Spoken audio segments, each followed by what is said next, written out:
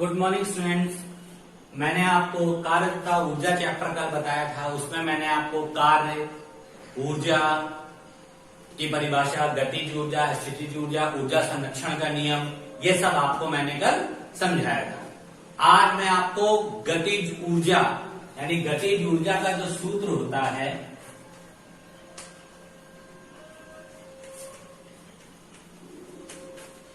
इसका सूत्र होता है K बराबर हाफ एम वी स्क्वायर। ये कैसे आता है इसका मैं सत्यापन सिखाऊंगा। बहुत इजी होता है। K stands for kinetic and E stand for energy. Means kinetic energy is equal to half M V square. देखिए बहुत इजी होता है। इसमें कुछ चीजें हम लोग देख के करेंगे और कुछ चीजें अपने ब्रेन से नकल करके करेंगे। देखिए इस सूत्र को ध्यान रखिए। ये नकल ऐसी होगी कि आपको इक्वेशन तैयार करने में इजी हो जाएगा और समझ में जल्दी आएगी। तो सबसे पहले एक तो ये इसका सूत्र लाना है, इसको याद रखिए। एक और छोटा सा हम समीकरण लिख दे रहे हैं गति का, ये याद रखिए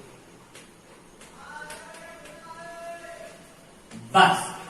इन दो सूत्र को आप याद रखिए।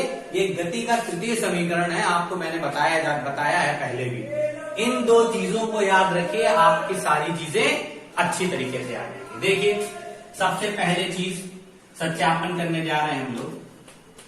देखिए कैसे करते हैं। ऊर्जा किसी भी वस्तु की कार्य पे निर्भर करती है। तो हमें पता है कार्य बराबर यानी W बराबर क्या होता है मेरा, W बराबर हमारा होता है F इंटू एस, जहां F क्या होता है बल और S क्या होता है डिस्प्लेसमेंट। ये इक्वेशन हमारी पहली होगी। अब थोड़ी सी दूसरी चीज याद रखिए, वो क्या है कि हमने आपसे बताया ना कुछ चीजें नकल करनी है। देखिए हमको ये प्रूफ लाना है। तो देखिए यहां पे M है मेरा, इस पूरे इक्वेशन में M B कहीं नहीं आ रहा है। तो इसका मतलब हमको F को भी बदलना होगा और S को भी हटाना होगा, क्योंकि हमको F और S की जरूरत नहीं है। जरूरत किसकी है, M और V की।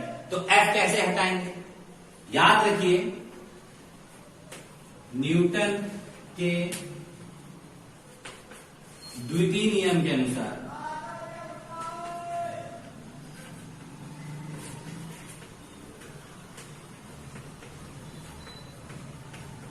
न्यूटन का द्वितीय नियम क्या था कि किसी वस्तु पे लगने वाला बल उसके द्रव्यमान तथा त्वरण के गुणनफल के अनुक्रमानुपाती होता है। किसी वस्तु पर लगने वाला बल यानी जो F होता है वो उसके द्रव्यमान और त्वरण के गुणनफल के अनुक्रमानुपाती होता है। देखिए द्रव्यमान, M स्टैंड फॉर द्रव्यमान और A स्टैंड फॉर त्वरण, इनके गुणनफल के अनुक्रमानुपाती। अच्छा गुणनफल के अनुक्रमानुपाती का मतलब क्या होता है, मतलब ये होता है कि जितना M बड़ा होता जाएगा हमें बल उतना ज्यादा लगाना पड़ेगा उसे विस्थापित करने के लिए। सिंपल सा एग्जांपल, एक चम्मच को आपको विस्थापित करना हो तो कम पावर लगानी पड़ती है। यही आपको अगर हम एक ईंटा दे दें उसे विस्थापित करना हो तो आपको ज्यादा ताकत लगानी पड़ेगी। यानी किसी वस्तु का द्रव्यमान जितना ज्यादा हो जाता है बल उतना अधिक लगाना पड़ता है। अब बारी है ए की। ए का क्या मतलब होता है, ए का मतलब होता है त्वरण यानी एक्सिलरेट करना। मेरे हाथ पे ये चौक है, मैं हल्का सा पुश करूंगा चौक बहुत तेज भाग जाएगी। अगर यही मैं जो अपने साथ बैग लाया हूं उसको मैं ऐसे मारूंगा तो क्या बैग जाएगा, नहीं जाएगा। क्यों, उसका द्रव्यमान ज्यादा है, उसके अंदर अगर हमें एक्सिलरेशन पैदा करना है तो फोर्स ज्यादा लगाना पड़ेगा।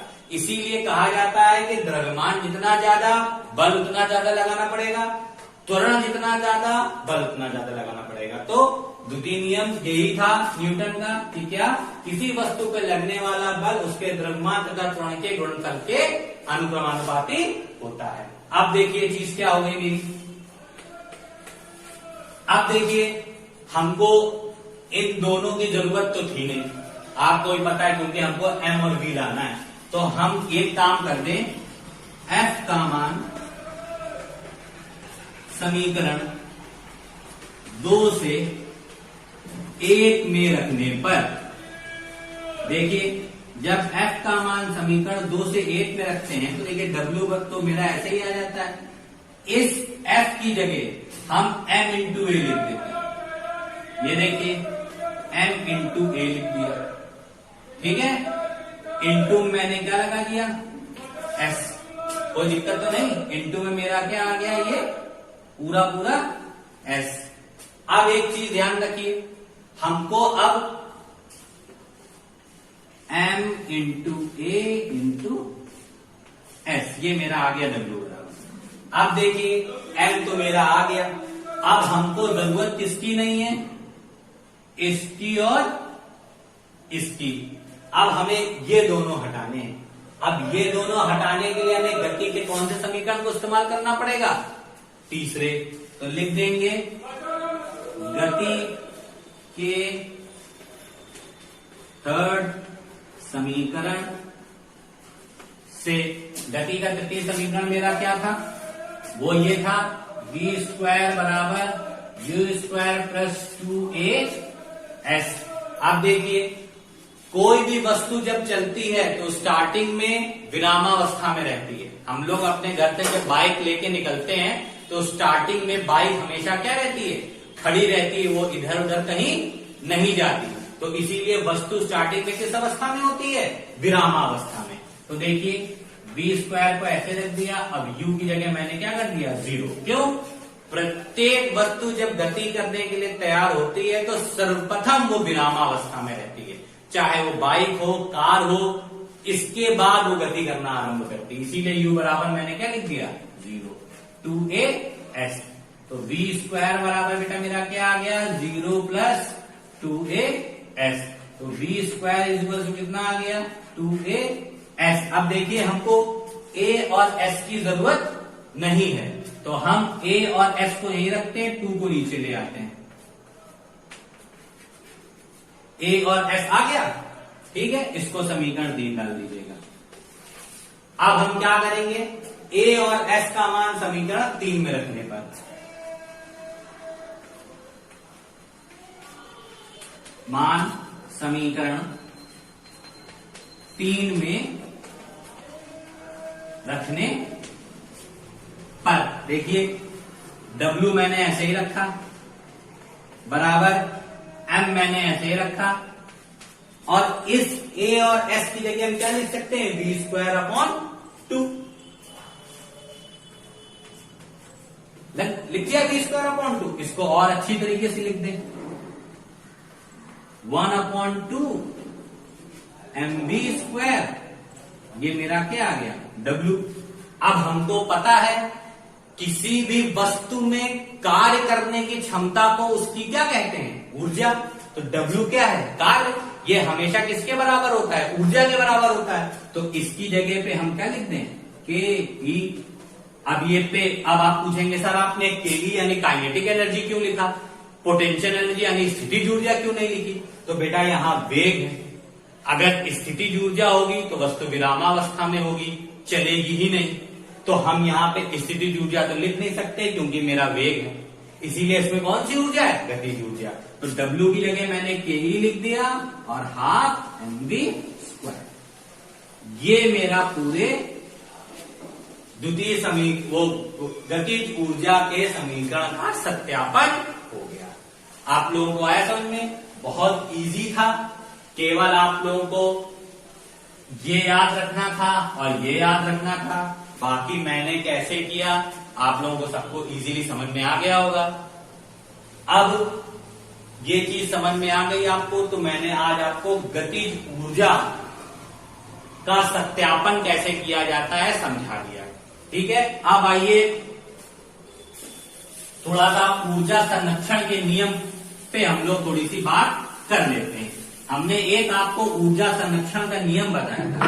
हमने बताया था कि ऊर्जा ना तो उत्पन्न की जा सकती है और ना ही नष्ट, ये केवल एक रूप से दूसरे रूप में परिवर्तित की जा सकती है। ऊर्जा संरक्षण के नियम में का नियम देखिए, हमने कल आपको इस नियम के बारे में पूरा बताया था कि ऊर्जा जो होती है उत्पन्न नहीं की जा सकती और ना ही नष्ट की जा सकती है। ठीक, इसी ऊर्जा संरक्षण के नियम के हिसाब से एक द्रव्यमान संरक्षण का नियम आया। द्रव्यमान संरक्षण के नियम में क्या बताया गया कि द्रव्यमान जो होता है वो भी ना तो उत्पन्न किया जा सकता है,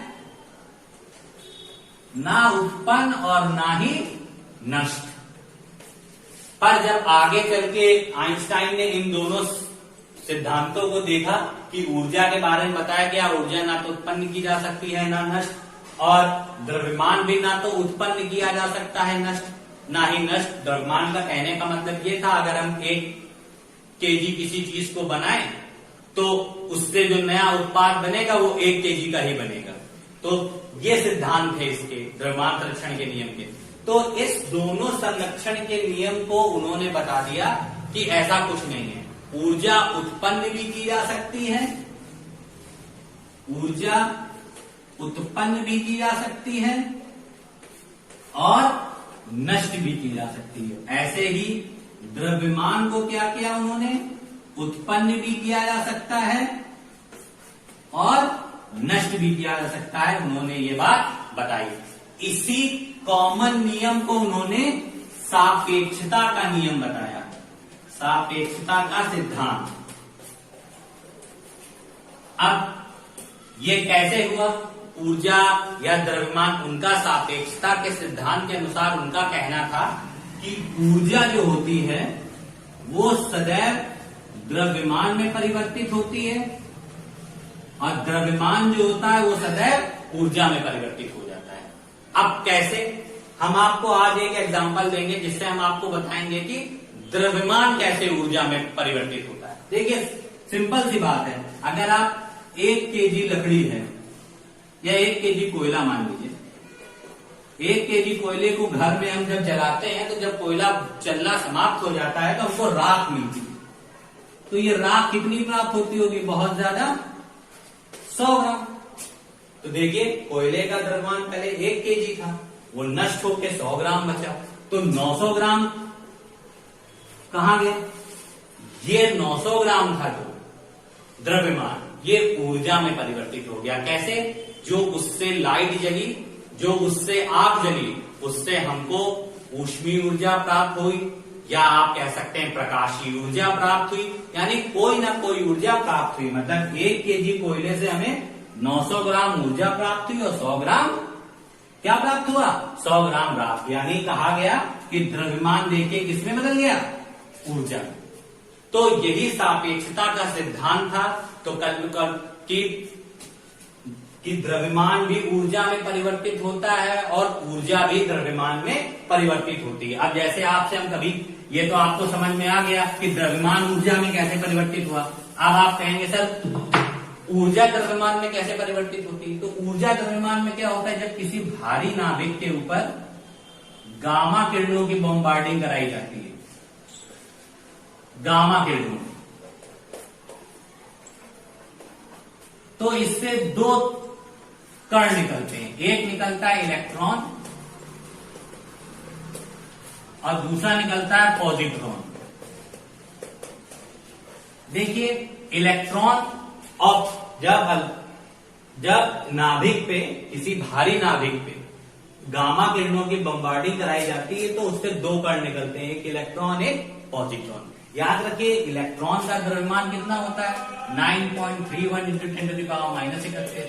यही पॉजिट्रॉन का भी द्रव्यमान होता है, 9.31 × 10⁻⁻31। तो देखिए इसमें हम क्या कर रहे हैं कि हम ऊर्जा प्राप्त कर रहे हैं। ये एक भारी नाभिक है, यानी इसका अपना कुछ ना कुछ द्रव्यमान होता होगा।